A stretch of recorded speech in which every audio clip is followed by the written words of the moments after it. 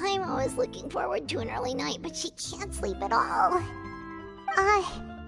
Hey, you don't think the knave will be too angry with Linny and everyone if she finds out about all this, do you? She's even scary when she smiles. If she were to actually get angry... Ooh, you have to protect Paimon if that happens, okay, Traveler? Oh, well, in that case, we should just plan on running away. We'll grab Linny and the others and we can make a break for it as fast as we can. Look! Look over there! Quick! Let's catch up with her before anyone sees!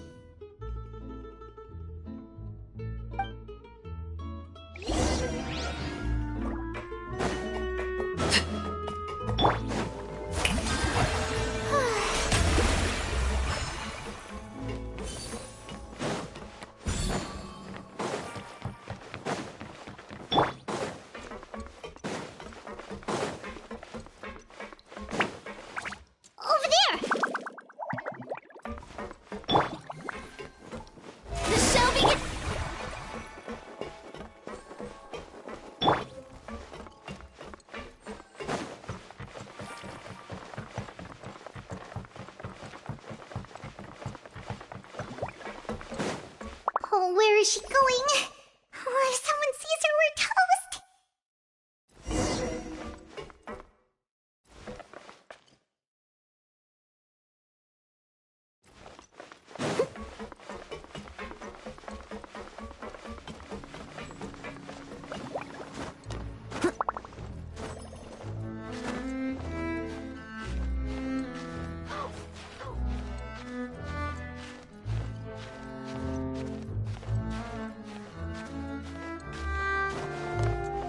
Oh, look! She stopped!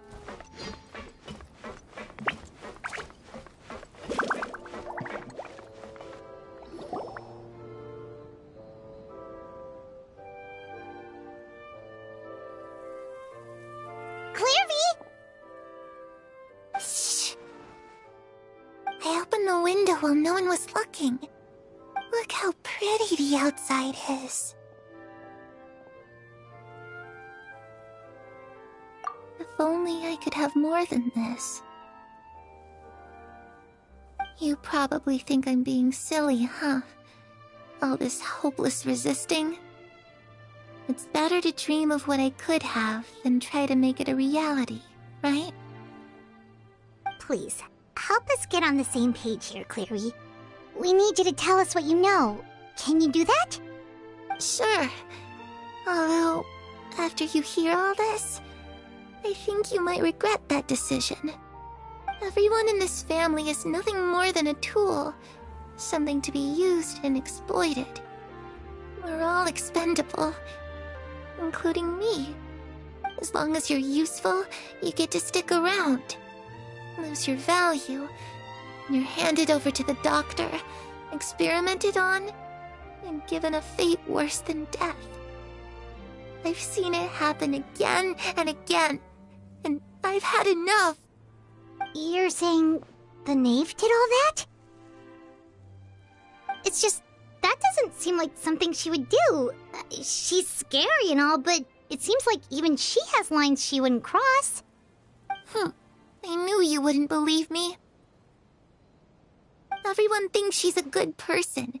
They all think of her like a real mother. Mother? But she doesn't deserve that title. She's disgraced it and tarnished it. And if I had things my way, I'd never see her again. If only Perry were here, she'd understand. Perry? There's that name again. Also, Paimon's getting a strange feeling.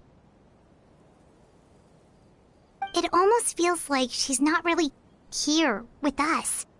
Paimon can't tell if she's actually talking to us or if she's mistaken us for someone else. Well, in any case, it seems like she really needs someone to talk to. We should keep her company for a little longer. She looks so young. But it seems like she's been through a lot. It's getting windy. I should close the window. Ooh, look at the moon. Isn't it pretty? Hey, wanna hear a secret? I heard that if you look up at the night sky in Snezhnaya, you can see the aurora. It's supposed to be super pretty. Even prettier than the moon tonight. Perry and I promised each other that once we're older, we're gonna go see it together. But I can't find her. I'm worried she's also been... No, that wouldn't happen to her. She's special. Mother likes her a lot. I should really go talk to Mother, but we just fought. She doesn't want to see me, and I'm too scared to face her. What should I do?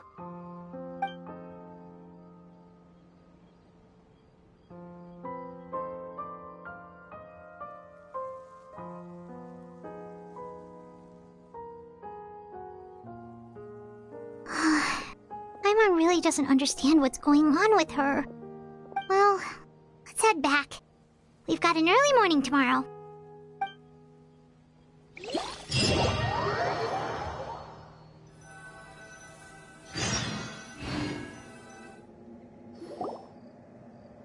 All right, looks like we're all here.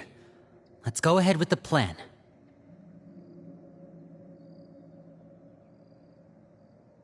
Oh? What is it? What makes you ask that? Well, we kinda ran into Clairview last night, and that's what she told us. We met the doctor back in Sumeru. He's super dangerous, and he's done all sorts of bad things. It's possible that Father and the Doctor have had certain dealings, but I don't think Father would work with him. We're not really on the same side, so there's not a lot of trust between them. That doesn't exactly set the stage for a successful partnership. I did hear, though, that when Father first became a Harbinger, the Doctor offered to work with the House of the Hearth. Father rejected most of his proposals, except for one. It had to do with some sort of secret experiment. Secret experiment? Could that be what Clairview was talking about? I don't think so. I don't know any details about the experiment itself, but I do know it's an entirely independent operation. The Doctor only proposed a direction for the research. That was the extent of his involvement. I still don't think that counts as working together. The details of the experiment are confidential, but complete records are kept on all participants. That doesn't seem to be the case with the situation Clairview referred to. I know you don't agree with some of the Fatui's methods, and I'm not asking you to.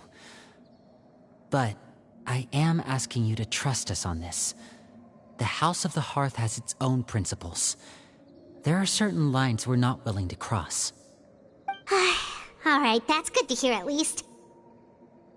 Clairview seems to think the Knave and the Doctor worked together to do something horrible. If that turned out to be true, Paimon doesn't know how he would even face you guys. It's just that it doesn't seem like Clairview is lying either. The easiest thing to do would be just ask the Knave directly, but Paimon doesn't think she'd tell us. Father didn't come back last night. She's probably still near the shore. We'll be counting on you to distract her. Lynette, you're with me. Fremine, you know what to do. Be on your guard, everyone. All right, let's get to it.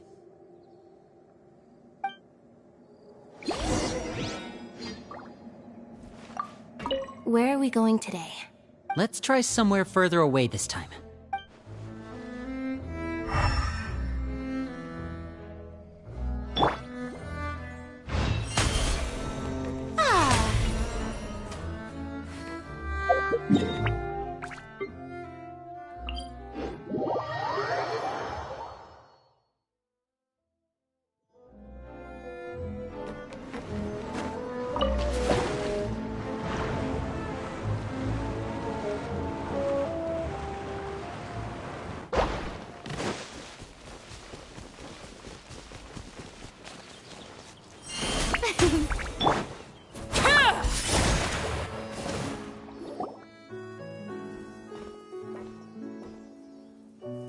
Ah, it's you two again. I must say, you look a bit pale. Did you have trouble sleeping last night? A little. Perhaps if you had less on your mind, you'd be able to absolve yourself of such troubles. So what are you planning to do now?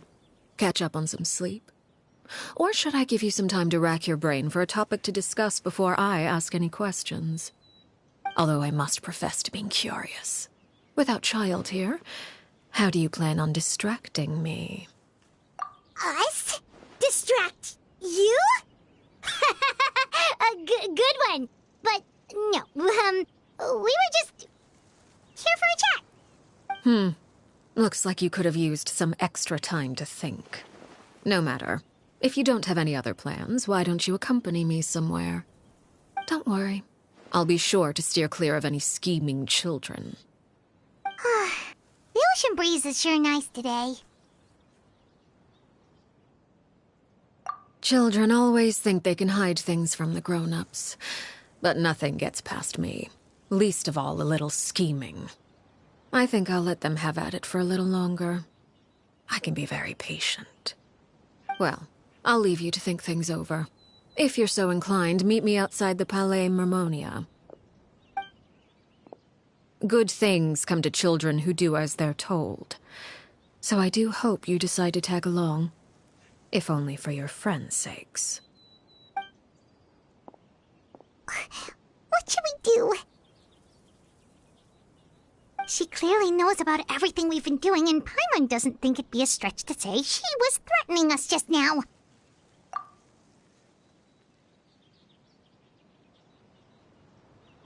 Oh, good idea. Hopefully he sees it in time. Well, we should probably head to the Palais Mermonia. Paimon doesn't want to find out what happens if we don't show up. Based on what the knave was saying just now, it sure didn't seem like it'd be anything good. Okay, then we probably shouldn't keep her waiting. It seems like Linny and the others are on thin ice, so let's do our best to not get them in any more trouble.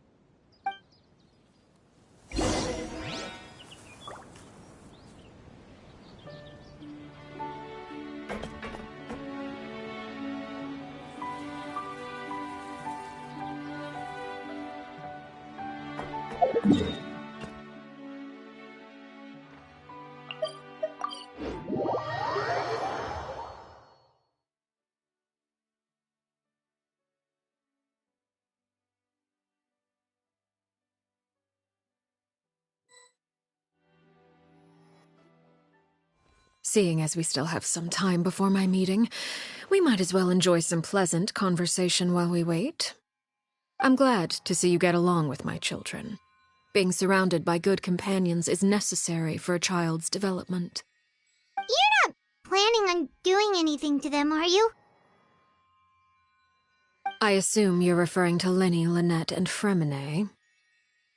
Although, there's that situation with Filial and Nentoy as well. It appears quite a few people have been acting out lately. No matter. I'm not one to discriminate. All those who betray the house meet the same fate. There are no exceptions. Does that mean you're going to kill them? Oh, are you here to beg for their lives?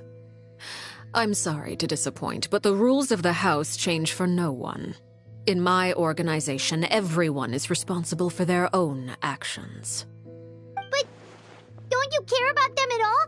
They really respect you. They even call you father. You must feel something for them. Any organization in which feelings come before principles is one destined for ruin. The House of the Hearth is hardly an exception. You could say our principles are more stringent than most. Perhaps I can offer you this consolation at least. As our guests, you two will not be held accountable along with them.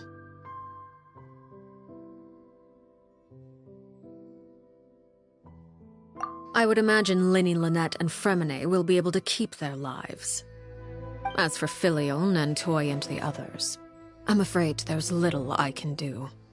They can try to escape, but once you know our secrets, there's no getting out alive. But that's awful. Ah, You seem concerned. Out of consideration for my guests, I suppose I could turn a blind eye for a little longer. If Linny and the others manage to dispose of Clairvy in the meantime, all evidence of their wrongdoing will be lost.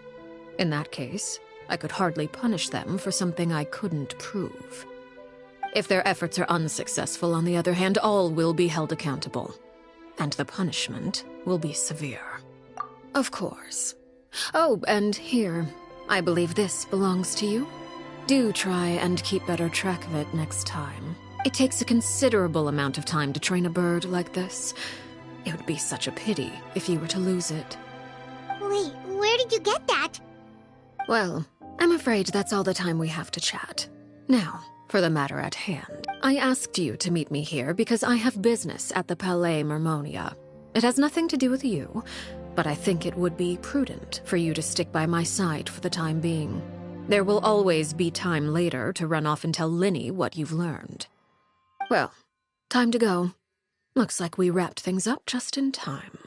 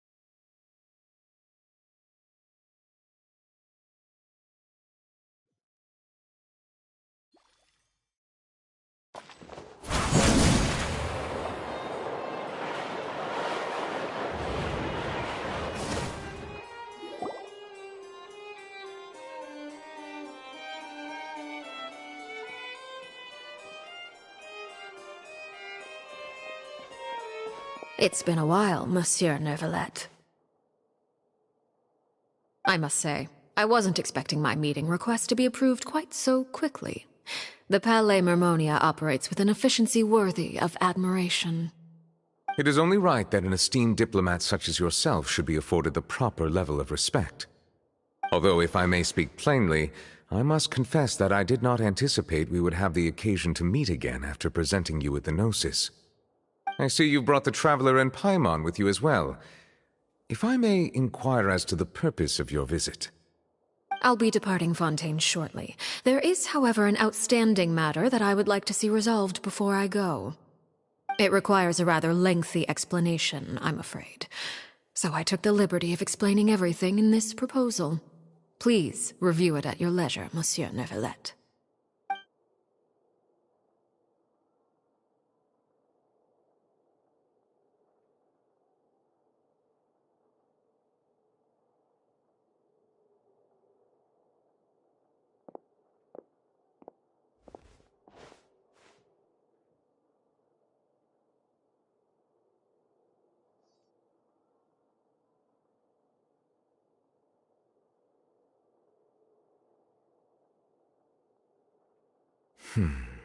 I understand your request.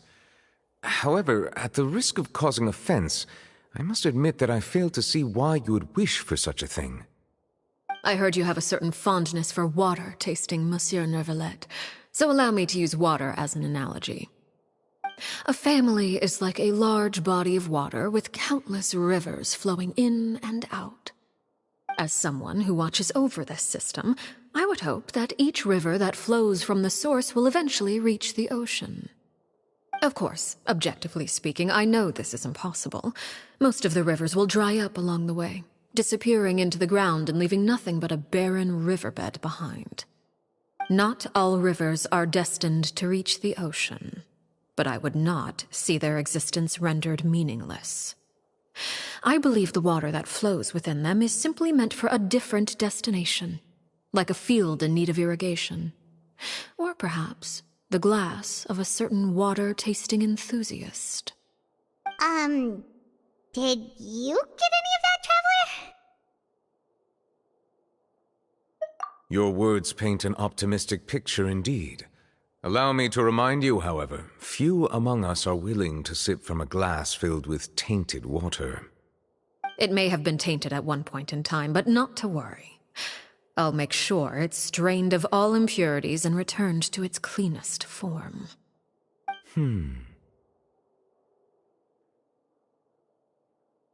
I seem to recall there being a transactional aspect to your proposal. Perhaps you could expound on that? If you accept my proposal, Monsieur Neuvillette, I will gradually withdraw my forces from Fontaine. And, unless absolutely necessary, I will no longer carry out any special missions within Fontaine. I presume I can take your words to mean that, in the future, cases similar to the Tartuffe assassination will cease to cross my desk? Tartuffe? Ah, that thief who embezzled funds from all those charities, you mean? My deepest condolences to his family, but without any evidence, I cannot imagine how the House of the Hearth might have been involved in his passing. Of course, if you accept my proposal, Monsieur Neuvillette, I'm sure certain measures could be taken to reduce the frequency of such troubles. You choose your words carefully indeed. In that case, I am inclined to accept your proposal. My thanks for your generosity, Monsieur Neuvillette. Well, with that settled, we should be going now. I took the liberty of bringing along 2 bottles of spring water from Snezhnaya for you to enjoy. I do hope I get the chance to hear your impressions. Perhaps at our next meeting, yes? Indeed. I trust you would not overlook your commitment in the meantime. All right, Traveler Paimon. Time to go.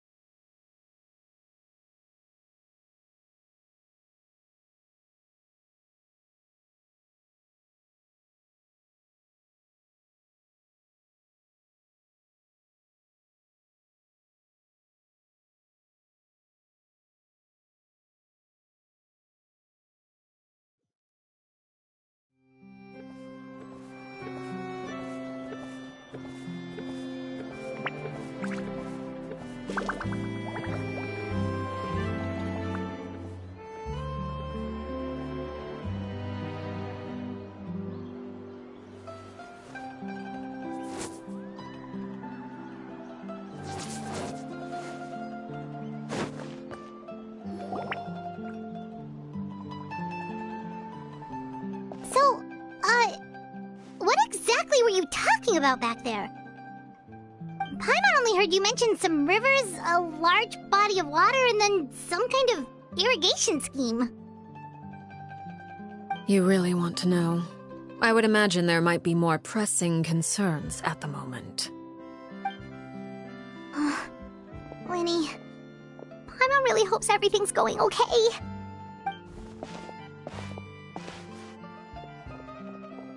Oh, Paimon recognizes that look. You've got your thinking cap on, don't you, Traveler?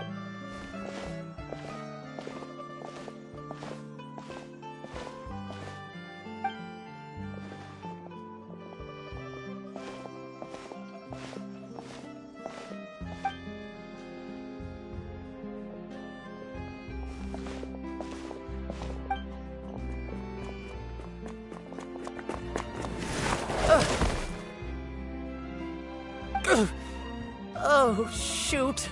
Are you alright? Oh, jeez. I'm so sorry. I was so focused on selling these papers, I wasn't looking where I was going. Well, let me make it up to you at least. Here, take this paper. On the house.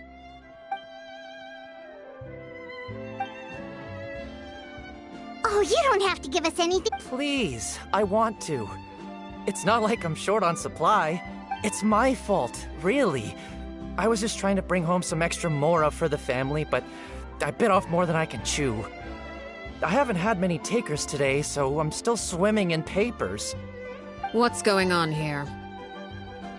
Nothing much. I just ran into your friend here on accident. I should probably get going, actually, so... Hold on. Of course, I'm happy to compensate you with Mora. It's just, I don't have any on me at the moment. I'll take 3 papers. Here. Your payment. Oh! Thank you for your patronage. May the Archons bless you with good fortune. If only I had the chance to run into such generous customers every day. I should probably just take on a smaller inventory though, right? I'm getting married soon, so sometimes it's hard to not get ahead of myself. Anyway, I should head out. Goodbye! Well, now that my affairs are settled, we should take the boat back to Poisson. We've even acquired some light reading to enjoy along the way. Actually, why don't we stick around for a little longer? Paimon just realized how hungry she is. She can't head back to Poisson on an empty stomach.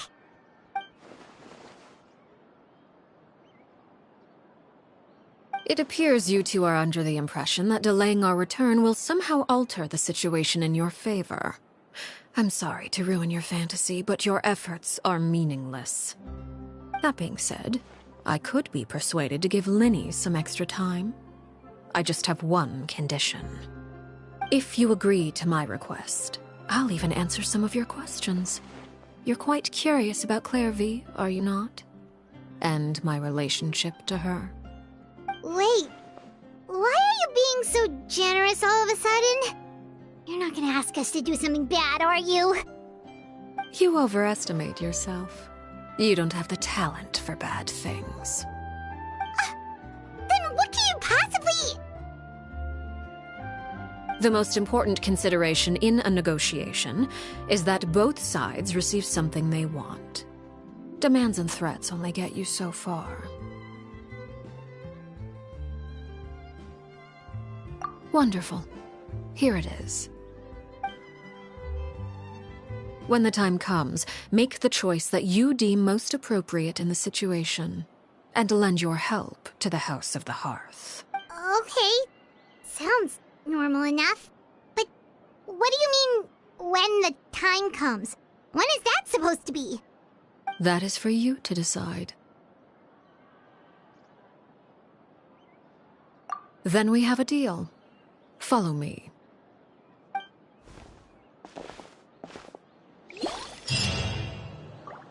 Welcome to Palais, Mayor.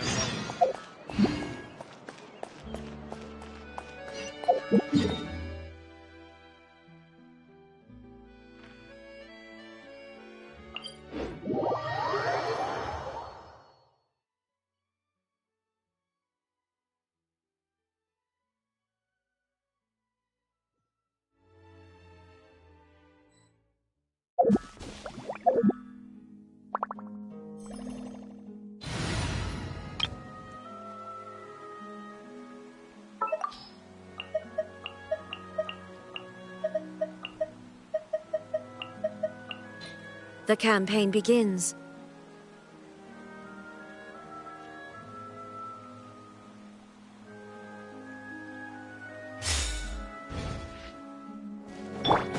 Yeah! Skyward! Scatter!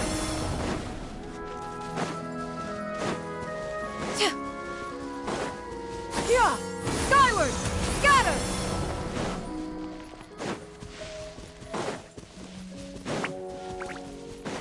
Yeah! Skyward! How about we explore the area ahead of us later?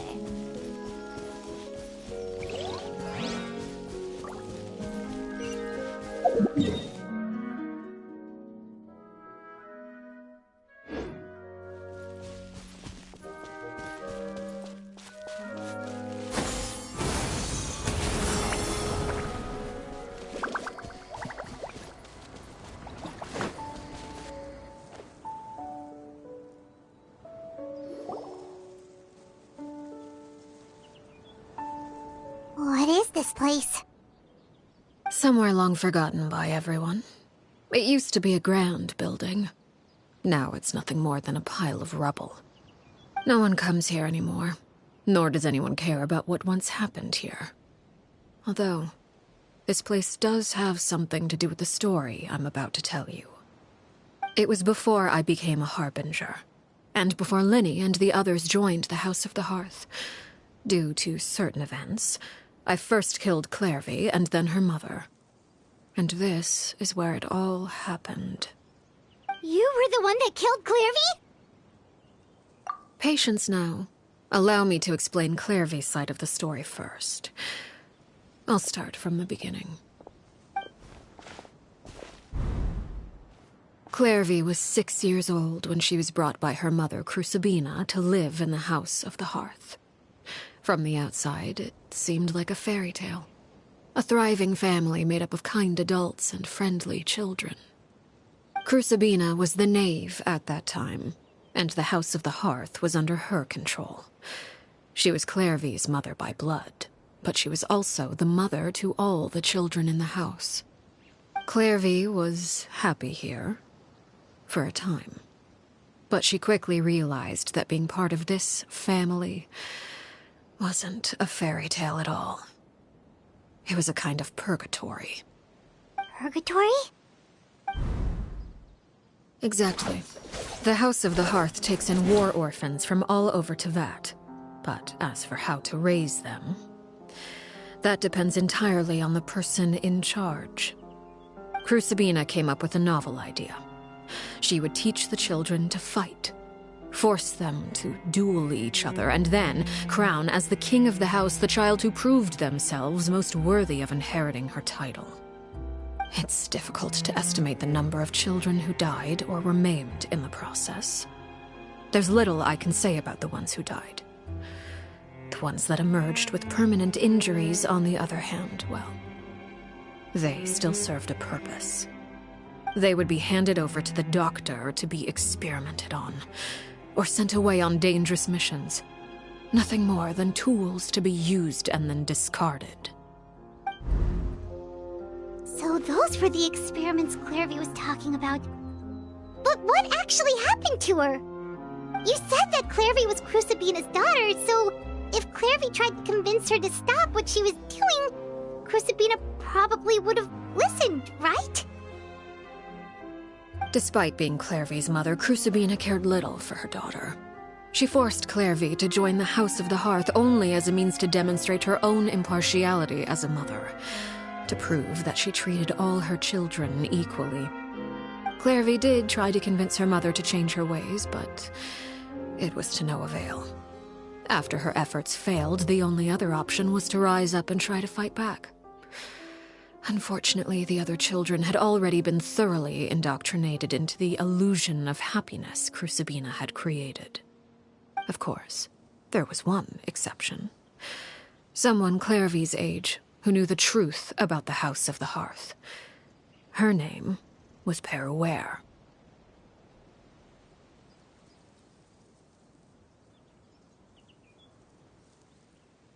Wait, the friend that Clairvy mentioned? Friend, huh? I suppose we can call her that for now. Clairvy was a cheerful and passionate person with a tenacious spirit. Peruere, on the other hand, was rather cold-blooded. Her cold-blooded nature allowed her to see through Crucibina's facade. Yet, it was also this cold-bloodedness that prevented her from acting against it. At least at first. While Clairvy longed for freedom, Peruere was convinced that, amid all the fighting and violence, she would make it until the end. Despite their differences, the two became fast friends, united by their knowledge of the truth. Clairvy told Peruere that she hoped to create a real family, where no one would be killed or sacrificed. There may have been a certain naivete to her ideas, but Clairvy proved her determination many times over. She tried countless times to run away, ask for help, or expose the truth. But her efforts only earned her beating after beating. The only thing that kept her going was her strength of will. Even with her body racked with pain, she would still stand on her tiptoes and open the window at night. She and Peruere would look out at the moon together, a fierce longing for freedom shining in her eyes. But one day that light simply vanished. Oh no. What happened?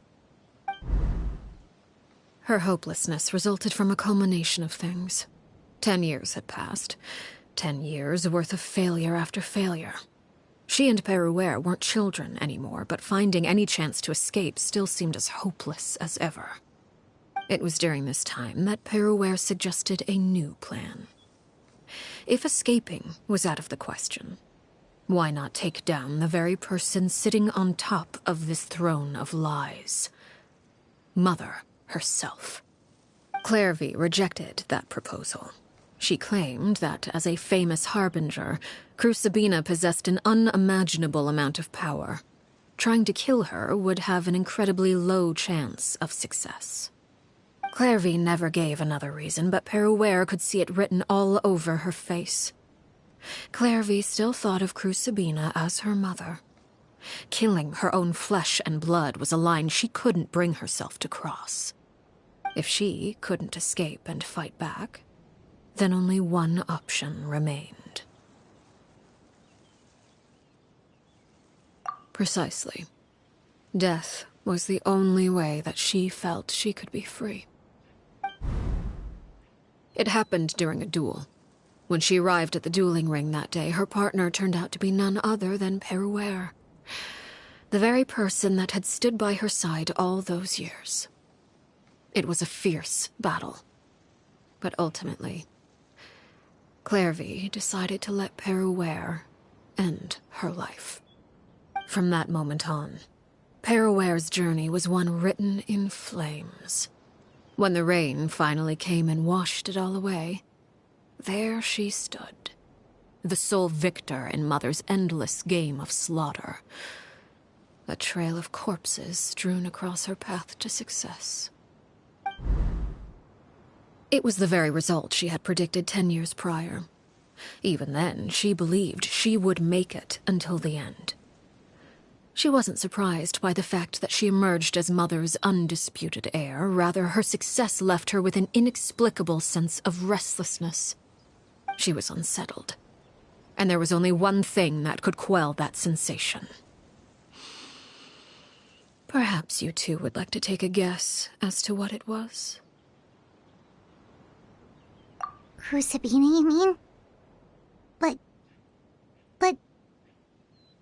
Correct. This is the place where Peruere killed her best friend. A mere year later, this is also the place where she fought tooth and nail to kill the mother they shared. The moment she acted, any conception of what was right or wrong ceased to matter. It's one of the principles of the house. Only those who survive get to write the rules. Peruere won the battle, and became a harbinger herself. After which Her Majesty, the Tsaritsa, bestowed upon her a new name. Arlecchino. So the Perry Clairvy was talking about... It was you all along. You're Peruere. Arlecchino is just a name you got later. I left that name behind long ago. I must say, hearing it now does bring back memories. After I defeated Crucibina, the moniker of Mother died with her. I chose to forego the title she called herself, and even chose to give up my own name. I rebuilt the House of the Hearth under a new identity. Not only as Arlecchino, but as father. And that is where the story ends. Any more questions? Yeah. Based on what you just told us, Clairvy wasn't a little kid when she was killed. So the Clairvy we met... Was she really a spirit at all? I suppose you could call her an illusion born of flame. Her existence is like ashes to a fire. Something left over in the wake of blaze and ruin. You see, a certain power runs through my veins. It's not unlike a curse. My flames leave behind shadows of anything they consume. Of course, the chances of those shadows morphing into a sentient entity are exceedingly slim. Clairvy is a very special case. Clairvy died when she was 16 years old. But what emerged from the flames was her 6-year-old self. Her appearance wasn't the only thing affected. Most of her memories were lost to the blaze as well. Memory is a mysterious thing indeed. Losing a portion of your memories will alter your sense of self. Lose 10 years' worth, however, and it would be like living in the past. Like returning to a version of yourself that never grew up. No wonder Paimon got such a weird feeling when we were talking to it. Perhaps I should put it this way. Clairvy is someone trapped in time. It may seem like she exists with us in the present, but she truly lives in the confines of her own past. So if all of that is true, then you must have known about Clairvy for a long time. Indeed. She's a rather volatile and unstable entity. Sometimes she would look after the children. She's even saved some of their lives. But other times, she would hide from me and become obsessed with revealing the truth about the house to anyone who will listen. Shadows don't have the capacity to learn or grow. Any new information they encounter is quickly forgotten over time. Your attempts to expose Clairvy to sunlight. They failed, yes. The reason is actually quite simple. In Clairvy's mind, the house is impossible to escape, and it is this very perception that traps her there. But no matter. All I have to do is kill her again, and all will be resolved. I don't anticipate so much as a single speck of ash will be left behind this time. Wait! Paimon can understand why you might want her gone, but isn't there another way? So what if she's trapped in her 6-year-old self? She's still your friend! At least talk to her first!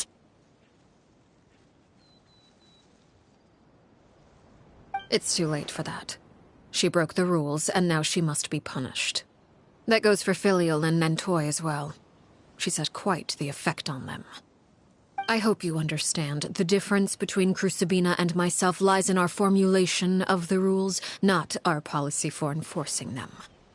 Upholding the rules without question is a trait we both share, because that is how a household should be run.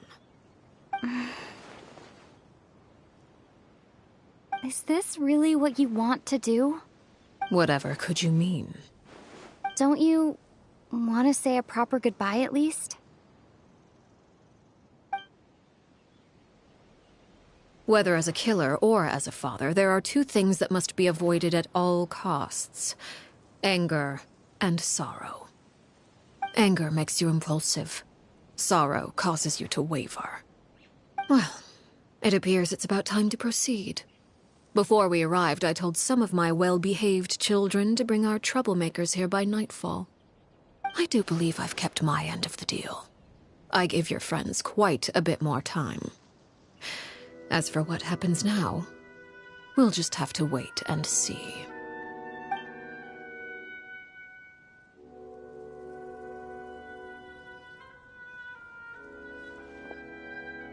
Here they are, Father. Oh, you gonna execute him? Seeing something like that would actually be a first for me. Lenny!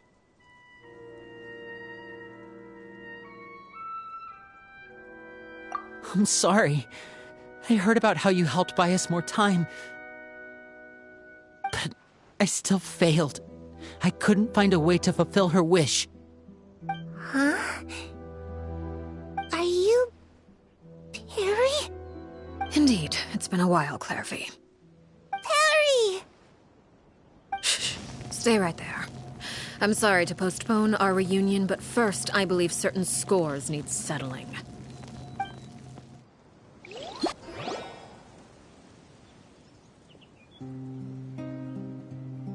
Father, let me explain. Out of my way. Father! You chose to conceal a threat to the house, and for that, you must be punished. Overall, however, I suppose your wrongdoing is hardly the most egregious of the bunch, so I'll deal with your punishments later. As for right now, The more pressing concerns are the traitors among us. By traitors? Do you mean us? Father, let me explain. We didn't mean to... Fultz, why don't you share what you heard? Yes, Father. Secret Midnight Meeting number 3. Participants, Filial, Nantoy, Sato, Toddy. Nantoy clearly said, if only Father wasn't the one who took us in. Sato added, I'm sick of this life. I just want to live as a normal person. Filial was the worst of them all. She called us crazies and said a bunch of mean things about Father. I did not! You're lying! Fultz is trying to frame us. It's not like I'm the only one who heard those things. After that, you and Toddy and a bunch of other people started talking about Clairvy. You were using all those things Clairvy brought up as an excuse to question Father. We're birds locked in a cage. The only way out is to destroy it. That's what you said, wasn't it? You little... You just want me gone, don't you? What did I ever do to you, huh? And you, Sheplo, have you forgotten who stood by your sickbed, watched over you, and changed your dressings? Come on, let's hear it then. What's your reason for all this?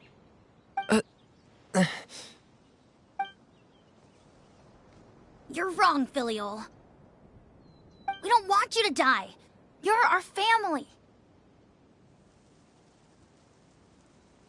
Liar. You wouldn't be doing this if that were the case. So why? Why have you backed us into a corner? We all live in the House of the Hearth. You know the type of work we do, Filial. A single betrayal can cost dozens of us our lives. It's not like it's never happened before. That kind of thing is hard to forget.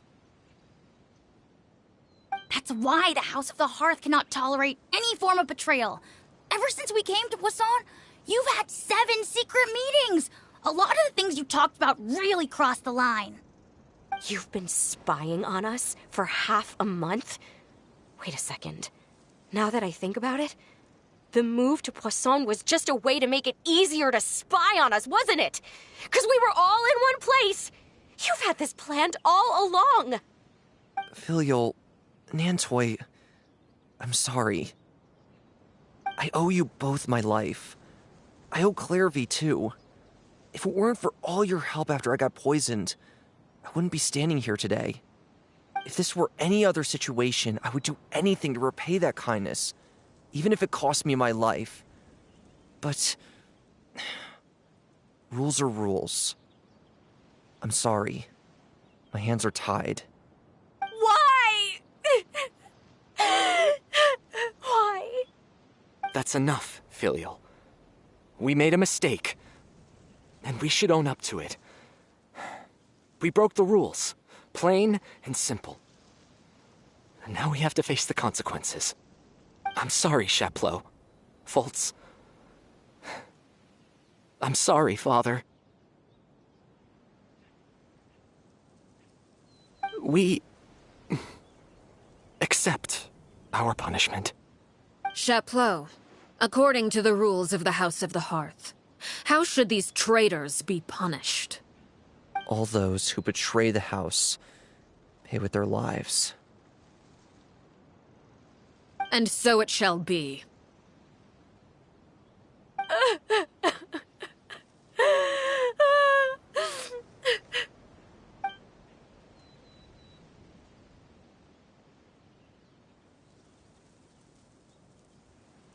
Father, please wait!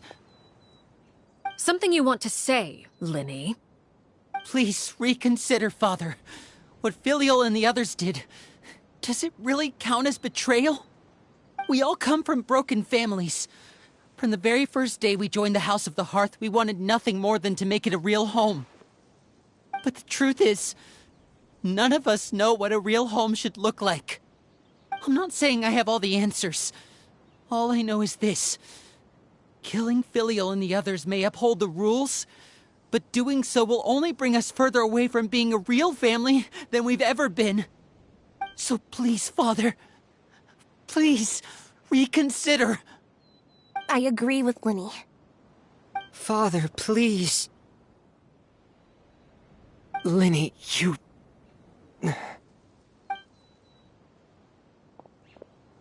I also agree with Linny.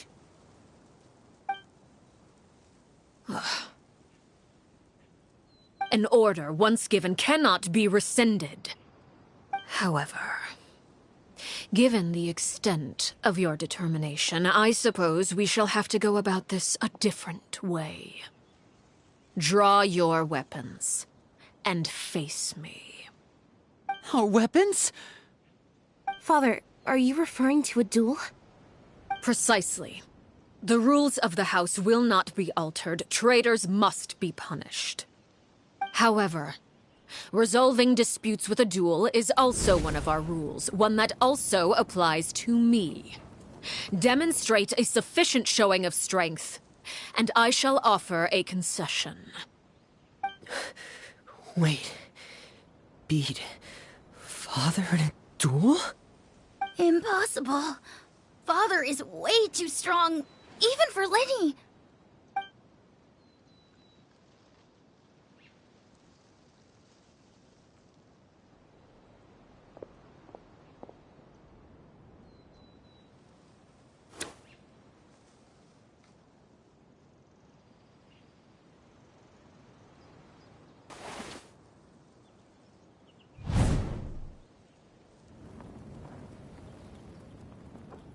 Did you hear that, Traveler?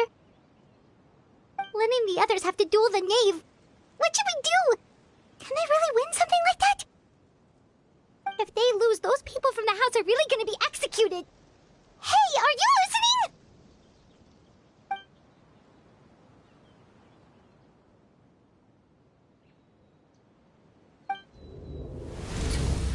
Don't you want to say a proper goodbye at least?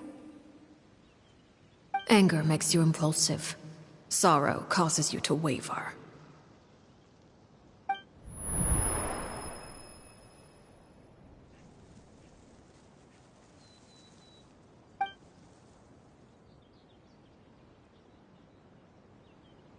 Oh.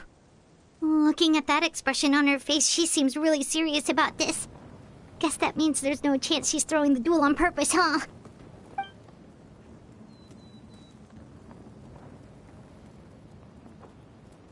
When guests are around, families are often on their best behavior.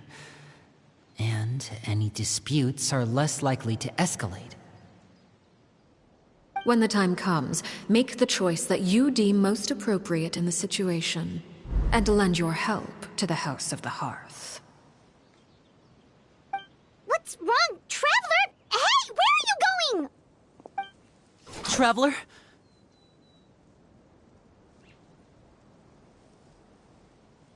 You're asking to join the duel against the knave?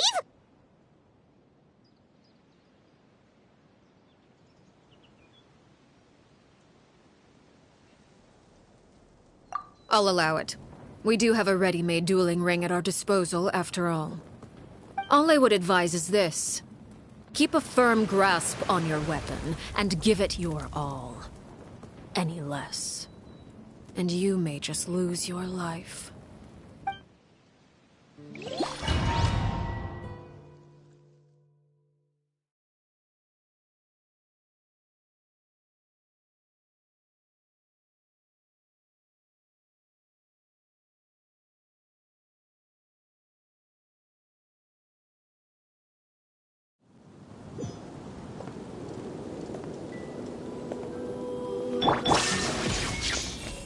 I see everything.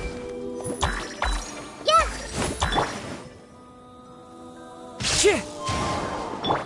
Here! Scatter! Skyward! With these rising flames... And voila! Is it my turn now? Sharing my knowledge. Hey, Clouds high, the birds call. Now that's more like it. Meg, hang in there!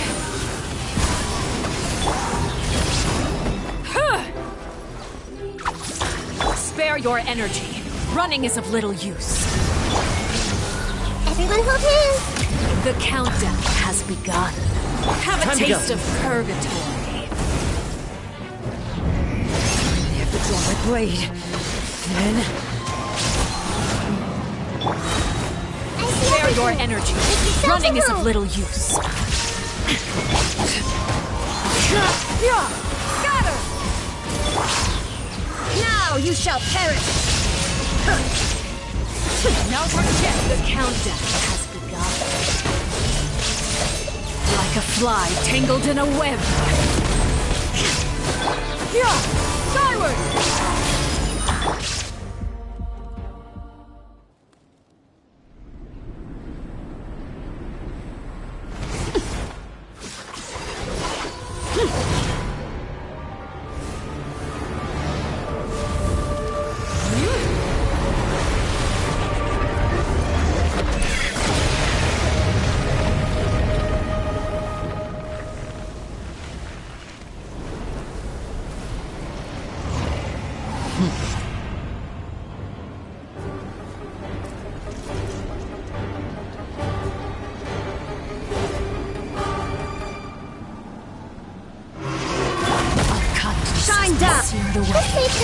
My blade is all that remains. Adorn my... Seize the skies! Skyward! Watch out for Father's movements! Look out! There is no escape! Torn to oblivion!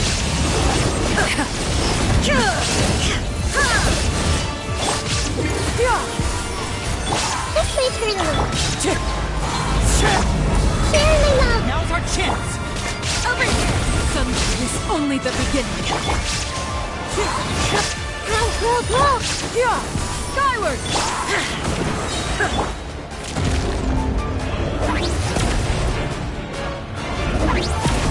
Wind strike!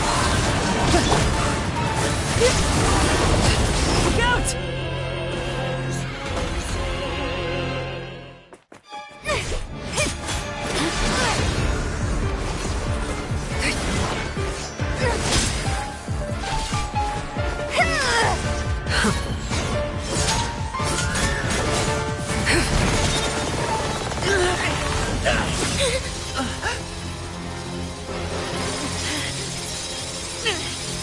You should know better than to crowd in one place.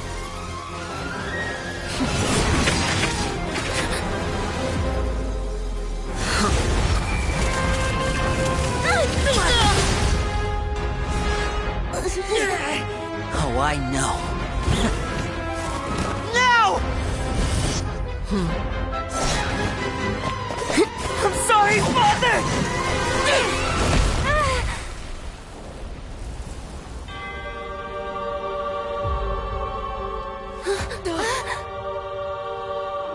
Sorry for what? This pitiful excuse for an attack.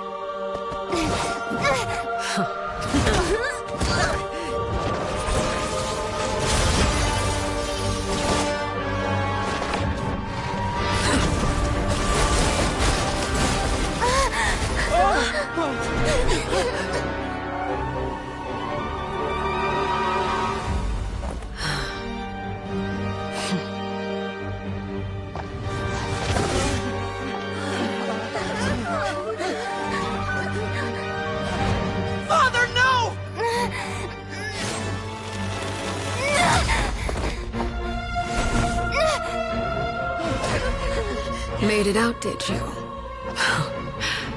You're stronger than I expected.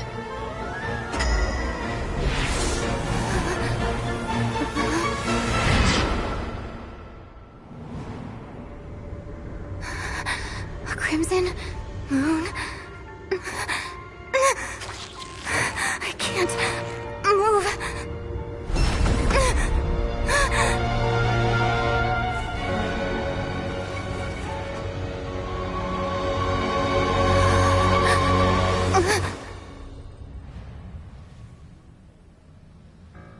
Still, not strong enough to beat me.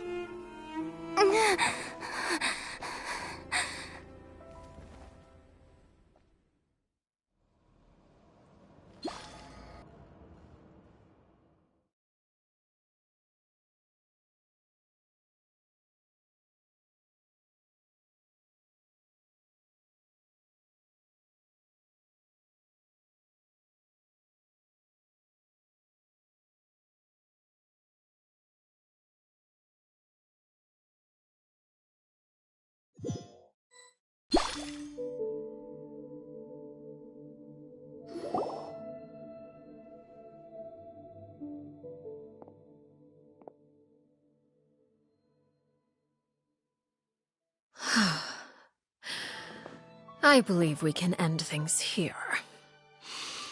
It's not often that we get to enjoy the company of guests, after all. We wouldn't want things to get too out of hand.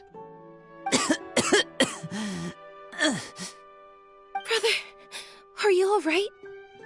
Lenny! Given that I am the victor of this duel, as agreed, the punishment stands. No! I never thought things would end like this.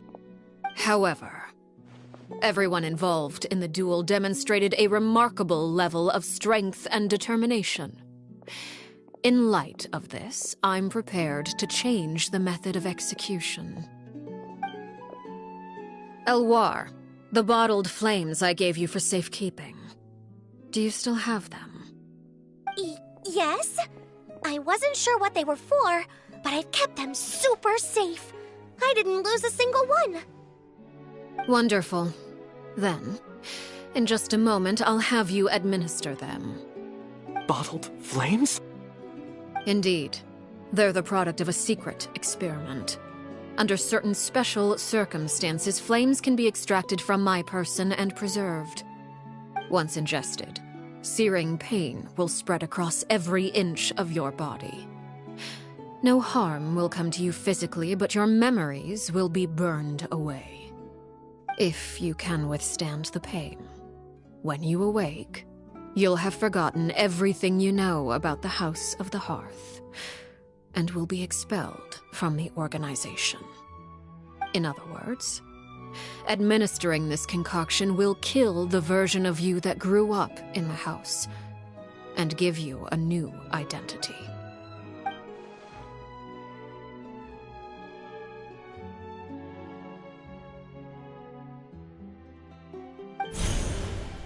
Memory is a mysterious thing indeed.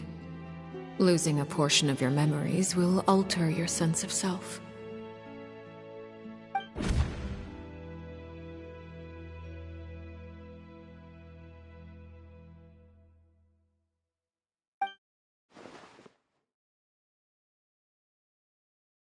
So, you're just letting us go, Father?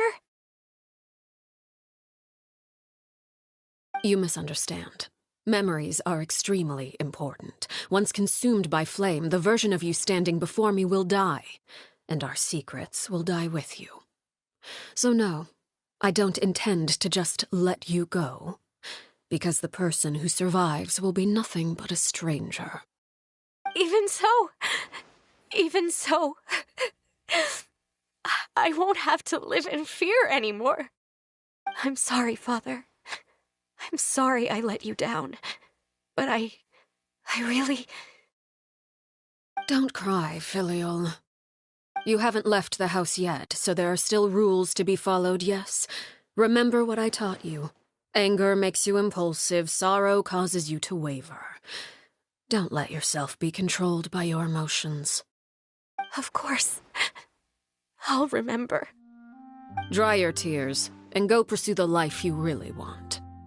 Yes, Father. Chaplot, Fultz, Elwar, take them back to Poisson. And bring Lenny and the others as well. I prepared 3 extra vials of bottled flames. As for whether to take them, the choice is yours. Goodbye, children. The next time we meet, I will no longer be your father. Thank you for all you've done for the house. I hope you have bright futures ahead of you.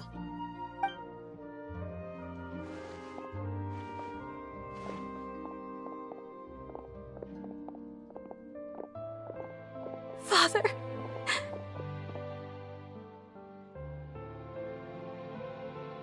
Let's go.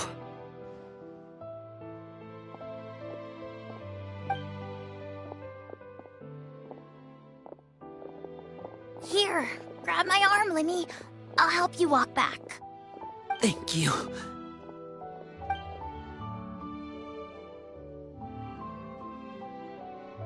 Clairvy.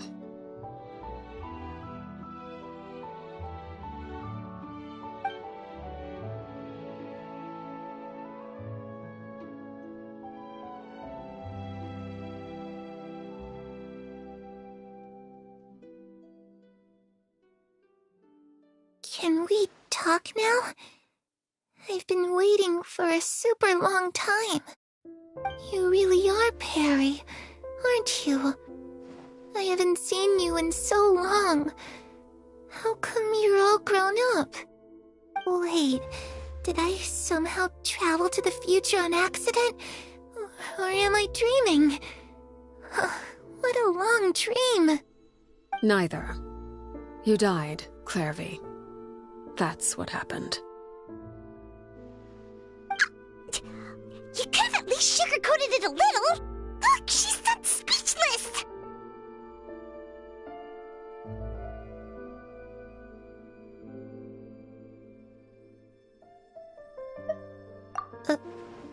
Oh. Okay then. Huh? That's it? You accepted it just like that? Yep. If that's what Perry says happened, then I believe her. Perry wouldn't lie to me.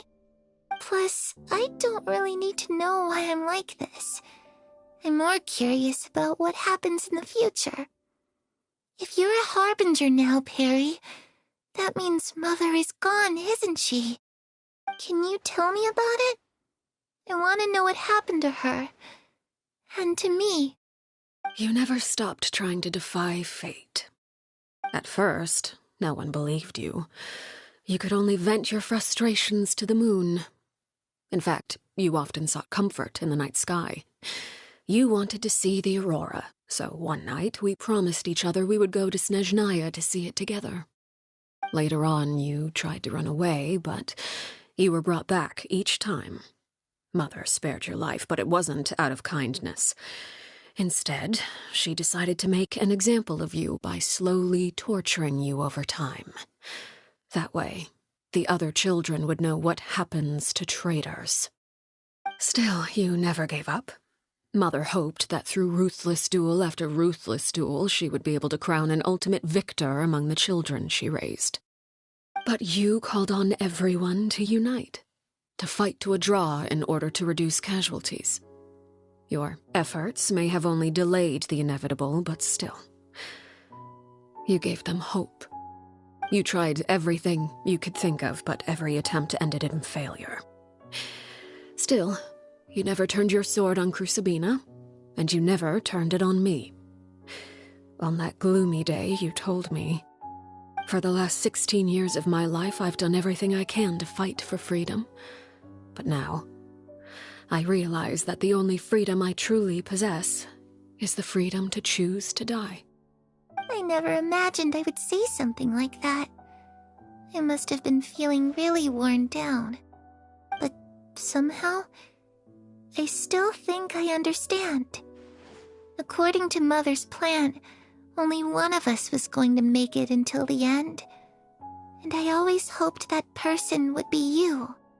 If I could do it all over again, I still don't think I would make a different choice. Even when I first met you, I knew you'd be able to do what I couldn't. Is that so? Even now, I'm not sure I truly understand what kind of freedom you were trying to pursue. But as the head of the House of the Hearth and as the children's father, I've tried to give them the most basic of freedoms. The freedom to choose their own fate. It's something I discussed with the Iudex of Fontaine. The children who want to leave the house will have their memories wiped clean of all secrets pertaining to the organization. In return, they will be allowed to live a normal life in Fontaine without being prosecuted for their past. Of course, I won't simply hand freedom to them on a silver platter. They have to fight for it and prove themselves worthy of it. Only freedom that is earned has true value. That's more than enough. That's exactly the kind of life I was fighting for. You know, Perry, I think you're a pretty amazing king, and a really great father, too. I'm really happy that you're the one who took over the house. I guess I do have one regret, though. I still haven't seen the outside world. Well, it just so happens that our dear guests over here have been to many nations and traveled to countless places. Perhaps they would be willing to tell you what the outside world is like. Really? Of course! We've traveled all over the place. We've got so many stories, we could probably talk your ears off for 3 days straight!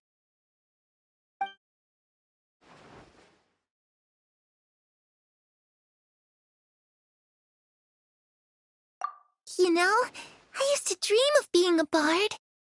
Playing the lute while singing into the winds of freedom. Even if there was no one there to listen, I would have continued to sing no matter what. Ah, that's where Mora comes from. I never knew that before. If I had some Mora, I would buy 3 new dresses. One for me, one for Perry, and one for Mother. It's just too bad Perry doesn't like wearing dresses. And Mother, she probably wouldn't accept something like that either. I guess I'd just have to keep them all for me then. I could wear a different one every day.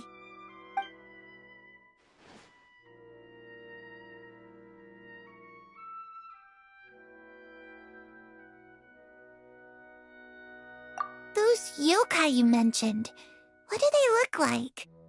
I once saw a drawing of this one guy with horns on his head and a super scary face. Are there any yokai like that? Oh, sounds like you're talking about an Oni. Yep, we've met one, and let Paimon tell you, they're not nearly as scary as they look.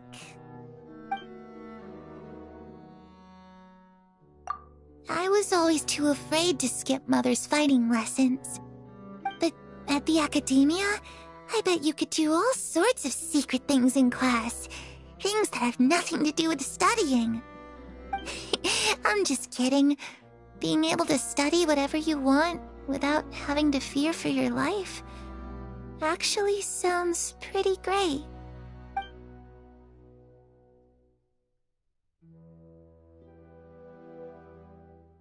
The situation was super dangerous. Lenny and Lynette were accused of committing a crime, and they were going to have to stand trial at the Opera Epicles. Oh no, that must have been hard for all of you.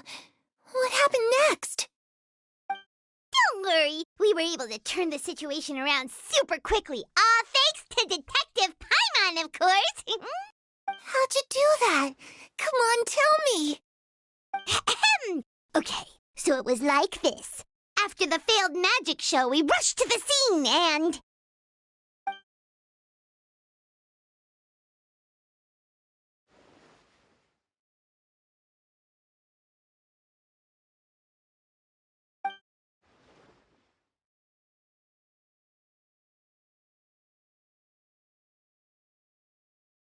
Shadows don't have the capacity to learn or grow.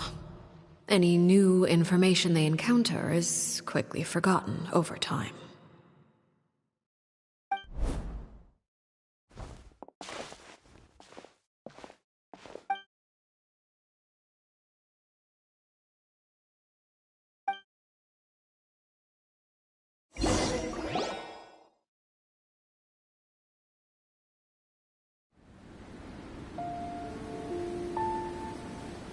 Clairvy, you've worked tirelessly from the shadows to overthrow the House of the Hearth. Now, by my authority as the Knave, I shall announce how this matter ends. You are hereby expelled from the House of the Hearth. You are no longer tied to this place, nor are you bound by its rules. You're saying that I can finally leave? I get to experience the outside world as well? Oh, I almost forgot. There's no getting older for me. Still, seeing who you grew up to be makes me really happy, Harroware. Take care of yourself. Goodbye. May we meet again someday.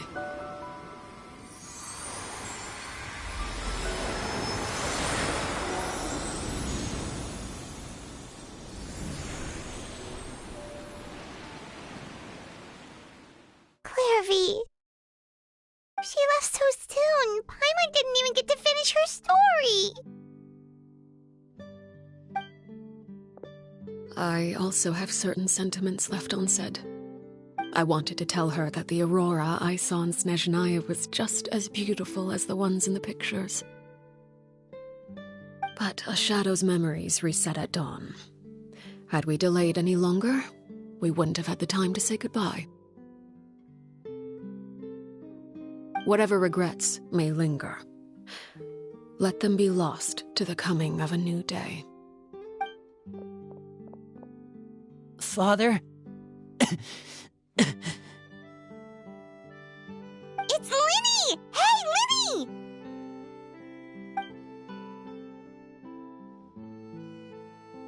What is he doing back here? Let's go check it out.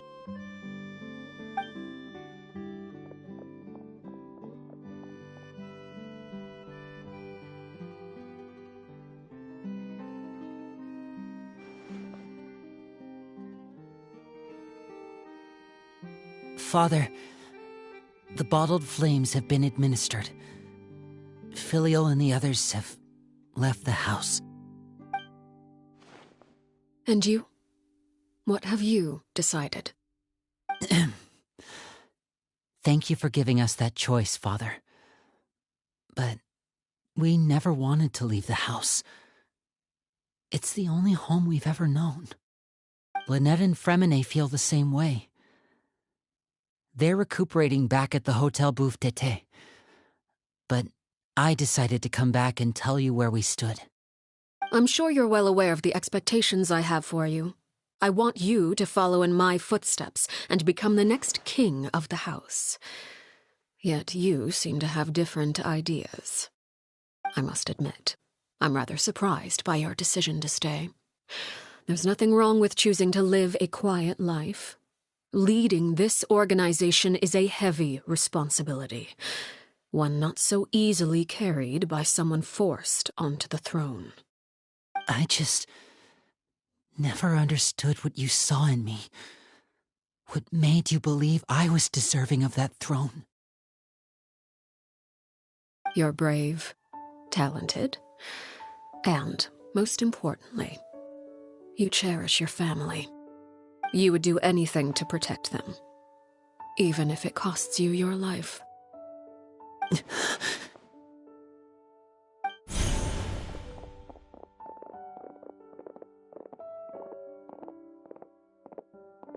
Speaking up back there was so brave of you, Linny.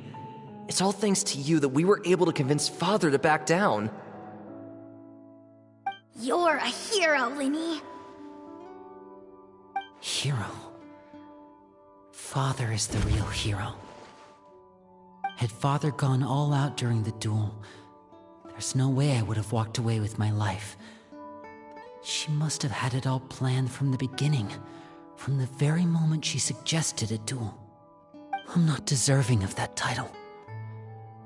I'm not strong enough or smart enough. You're wrong. In my opinion, all you need to be deserving of the throne is conviction and the necessary strength to act on it. We may have different ideas of what it means to be a family, but you can hardly be said to lack conviction. What you truly lack is strength. For someone of your talent, though, that's something that will come with time. Even without that strength, you still chose to face me in a duel, even though the odds were stacked against you. That capacity to honor your convictions is what I truly see in you. Father. No one knows what the future holds, what tragedy or triumph may be in store. Being at the head of this organization requires the strength of will to face whatever comes. Caution will only hold you back. If reaching a certain standard were required to go after what you want, I would never have succeeded in killing my predecessor. Back then, there was still a considerable gap between our abilities. Strength may decide the ultimate victor, but those who let a lack of strength dictate their decisions or undermine their convictions will never be worthy of the throne. I understand, Father. Thank you. Children must grow up to surpass their parents. Only then can a family continue to flourish. The road ahead is not an easy one, So I'll ask you one last time. Are you certain you want to stay? You've done so much for me, Father, and that kindness must be repaid. Plus, with Project Stuja at hand, there are many dangers ahead, and I, for one, don't intend to back down. Protecting my family at all costs. That's my conviction. Then you're welcome to stay. As for Project Stuja, you need not be too concerned. If those cowardly businessmen and heartless dignitaries try to take us down, I'm prepared to teach them a lesson. Having members who longed for the light was our organization's last weakness. With those members no longer among our ranks, the House of the Hearth is like a spider hiding in the shadows. We need only wait for our prey to come to us. At present, our imperative is to use their plan to our advantage. In doing so, a crimson moon shall rise amid the frigid blizzards of winter. No demonstration of loyalty shall go unrewarded, and no sacrifice shall be in vain. As for the two of you, whether we meet again as friend or foe, I'll remember the camaraderie we shared in this moment. No matter how arduous the journey ahead, I hope we both reach our desired destination.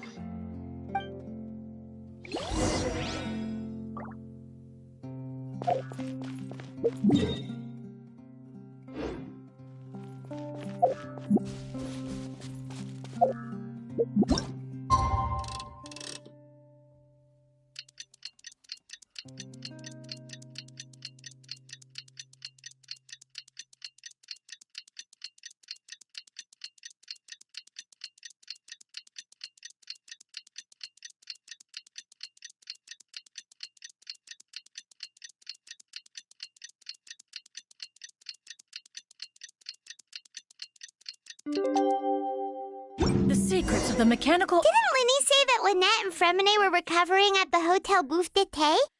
Oh, Paimon wonders how they're doing. Maybe we should go check on them.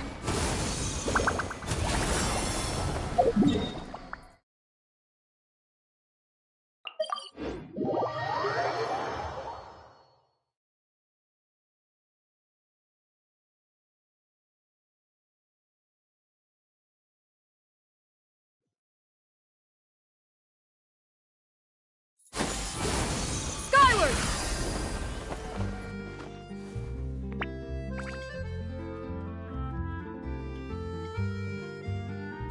Lynette? Fremine? How are you feeling? Much better. Whew, what a relief! What about you? Are you feeling all right? I knew you'd come out unscathed. Us, on the other hand, well, we've been bedridden for 2 days. I couldn't even turn over. Oh, and I wanted to ask, is Clairvy gone? Linny and the other members have left Poisson and returned to the House of the Hearth. According to him, there haven't been any more sightings of a spirit roaming the house. I see. I'm glad. Father came to check up on us 2 days ago and told us about what happened with Crusabina and Clairvy. Actually, I've met Crusabina before.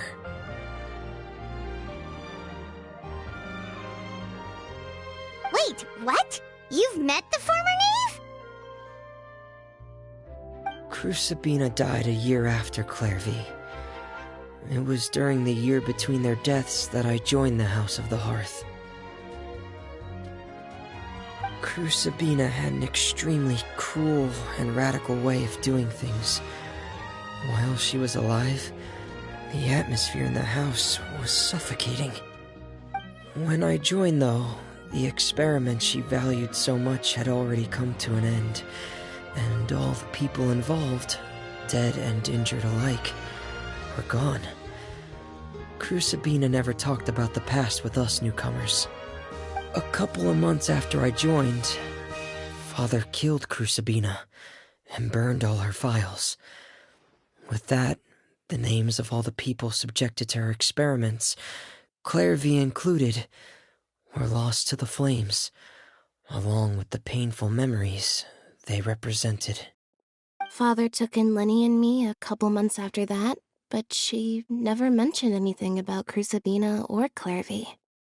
It really seems like something she was planning to keep to herself. The last time you talked to her, did she mention why she kept it a secret for so long? She said she didn't want us to be affected by the darkness of the past. She was worried we'd develop a false sense of gratitude towards her if we knew about it. The foundation of a family should be free of any corrupting influence. Whatever happened in the past, it has nothing to do with who we are now. And that's what Father told us in the end. But I still thanked her for everything. It was only after hearing about what Crucibina did that I finally realized how insignificant our lives could have been. The members of the house meant nothing to her.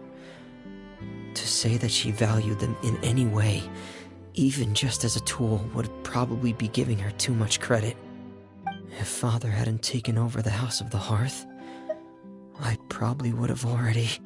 Father rarely brings up the fact that she saved us. She doesn't believe that being indebted to her should be what ties us together. But even if we didn't owe her anything, we would still choose to stay. Because this is our home. We may have arguments or times when we feel wronged. Some people may even choose to leave. But as long as Father is here, we will always have a home. Whether the path before us is bathed in sunlight or shrouded in shadow, we'll follow Father wherever she chooses to go. So I wanted to say thank you for helping us make it through this crisis. Without your help, we could have lost a lot more along the way. Oh, we didn't do anything, really.